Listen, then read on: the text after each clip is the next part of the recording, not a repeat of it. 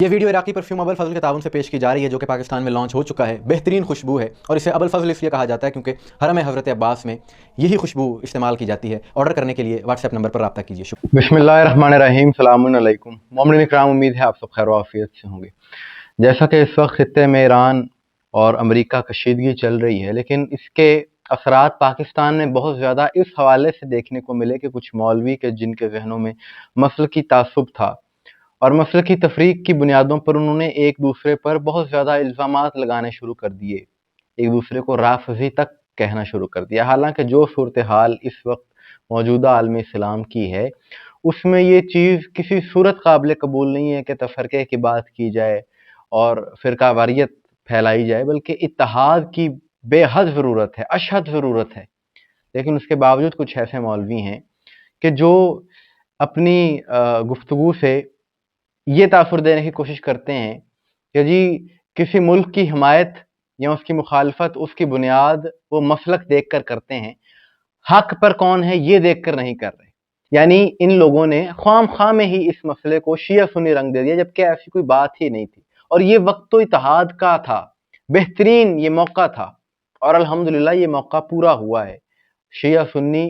محبتیں بڑی ہیں، اتحاد بڑا ہے اس موقع پر، اور خاص طور پہ گزشتہ روز جمعے کے دن جمعۃ الوداع کے موقع پر، رمضان کا آخری جمعہ، ملک بھر میں ریلیوں کا انعقاد ہوا اور اہل سنت برادران نے، اہل سنت علماء نے ان ریلیوں میں شرکت کی۔ ایک بھرپور اتحاد کا پیغام گیا ساری دنیا کے سامنے۔ لیکن اس کے باوجود ایک مولوی صاحب جو پہلے دن سے ہی ایران کی مخالفت بلا وجہ کر رہے ہیں، مسلسل ایسے بیانات کے جس کی وجہ سے لوگوں میں غم غصہ پایا گیا، تو ان کے جواب میں جماعت اسلامی کے ایک عالم دین مولانا نعیم الرحمن نے، انہوں نے بہترین انداز میں گفتگو کرتے ہوئے کہا کہ جو بھی شخص اس موقع پر فرقہ واریت پھیلا رہا ہے اور مسئلے کی بنیادوں پر گفتگو کر رہا ہے، در حقیقت وہ عالمی طاقتوں کا ایجنٹ ہے۔ سارے لوگ ایسے ہیں جو چھوٹی چھوٹی باتوں پر لوگوں پر فتوے لگاتے ہیں، یہ بدعتی، یہ مشرک، یہ کافر، یہ اسلام کے دائرے سے باہر۔ ان کی ایک بڑی تعداد وہ ہے جو اس کا ساتھ دے رہی ہے، اس لیے کہ ایران ان کے مقابلے میں ان کی پورا دین ان کا شیعہ سنی تفریق میں چلا جاتا ہے، ان کا پورا دین دیوبندی بریلوی کی لڑائیوں میں مکمل ہو جاتا ہے۔ اسلام کے دائرے میں لانے سے زیادہ اسلام کے دائرے سے نکالنے میں ان کا انٹرسٹ زیادہ ہوتا ہے، اس لیے کہ دکان چل رہی ہوتی ہے۔ تو جو اس وقت اس موقع کے اوپر جب اتحاد کی ضرورت ہے، اتفاق کی ضرورت ہے، اور اس طاغوت کے مقابلے میں جو کھڑا ہوا ہے اس کی سپورٹ کی ضرورت ہے، جو اس وقت انتشار پیدا کرے گا، جو اس وقت شیعہ سنی تفریق پیدا کرے گا، وہ کس کا ایجنٹ ہوگا؟ سامراج کا ایجنٹ ہوگا۔ اب انہوں نے یہ بات کر دی تو اس مولوی کو مزید تکلیف ہوئی اور اس نے ان کے خلاف بیانات دینا شروع کر دیے کہ جی یہ رافضی مائنڈ سیٹ ہے، وہی باتیں جو اس طرح کے مولویوں کو آتی ہیں۔ جبکہ خود موصوف کا یہ حال ہے کہ گزشتہ دنوں امریکہ میں ٹرمپ کے ساتھ ناشتہ انہوں نے کیا ہے۔ اب کیوں کیا ہے یہ یہی بہتر جانتے ہیں، اور اس کو بڑا اپنے لیے ایک تمغہ سمجھتے تھے اور سوشل میڈیا پر بھی انہوں نے لگایا، اور اس حوالے سے ان پر تنقید بھی بہت زیادہ ہو رہی ہے۔ اب ایسے مولویوں کو در حقیقت مسئلہ یہ ہے، یہ اس طرح کی باتیں اس لیے کرتے ہیں کیونکہ اس موقع پر جو عالم اسلام میں علی والوں نے کردار ادا کیا ہے، حسینیوں نے کردار ادا کیا ہے، وہ دیکھ کر غلط فہمیاں دور ہو گئی ہیں، اور شیعہ سنی اتحاد کی جو مثال دیکھنے کو ملی ہے کہ اہل سنت برادران شامل ہوئے ہیں شہداء اور شیعہ علماء کے حق میں نکلنے والی ریلیوں میں، اور صرف یہی نہیں بلکہ کراچی کی تو کئی مساجد میں اظہار یکجہتی کے لیے انہوں نے رہبر معظم کی تصویر بھی اپنی مسجد کے باہر آویزاں کر دی۔ یعنی ایک مسجد جس کا نام جامعہ حضرت ابو بکر صدیق ہے، اس کے باہر سید بزرگوار کی تصویر انتظامیہ کی جانب سے لگائی۔ تو پاکستان کے موجودہ حالات اور